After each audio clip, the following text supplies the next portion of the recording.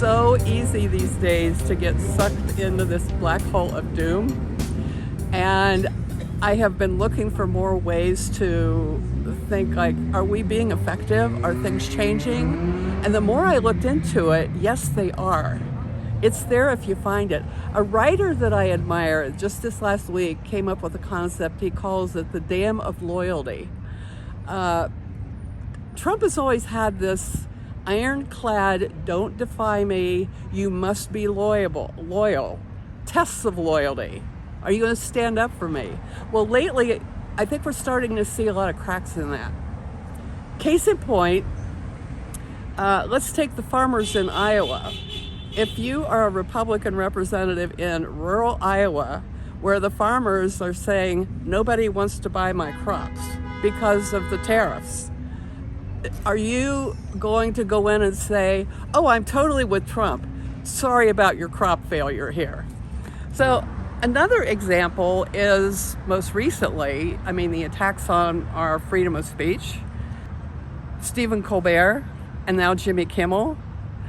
I just saw that Ted freaking Cruz made the comment that the actions of the FCC chairman are like mob tactics. They're behaving like the mafioso. That's Ted Cruz. That is not loyalty to Trump, because Trump hates those comedians. So that's another crack in that dam. Medical care. There's a lot of people who say, well, I'm not on Medicaid, doesn't seem to affect me. But more and more you're seeing that the premiums are going to skyrocket. And that's going to affect working people. It'll affect everybody. Fox News, just this week had the Fox News poll came out, and I believe it was about 52% disapprove of his handling of the economy, or that it has not improved. And it's gotten worse. And that's Fox News, another crack in that dam. There's examples everywhere. Let's go to ICE and deportation. So down in Georgia, ICE did this, we did this great big record-setting raid. We went in and got 350, 450, I don't know, South Koreans, and rounded them up, put them in chains and zip ties, and detained them for over a week. All of these people had the legal proper paperwork. They also were working for Hyundai, and because they are no longer putting that plant together, that affects how many workers in Georgia. So the people of Georgia are pushing back, and that affects, again, that dam of loyalty. The governor of Georgia is not going to make an announcement saying, I'm with Trump. He did the best thing by arresting all those and shutting that plant down.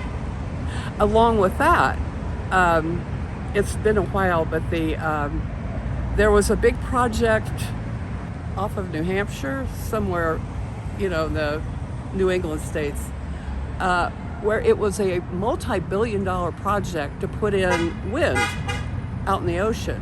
Well, he put a halt to that. That affects how many workers? It affects all of this. So once again, the local politicians there, it's a test of their loyalty. And what happens is when the liability, when being loyal has a liability to it, that's when the loyalty will go away.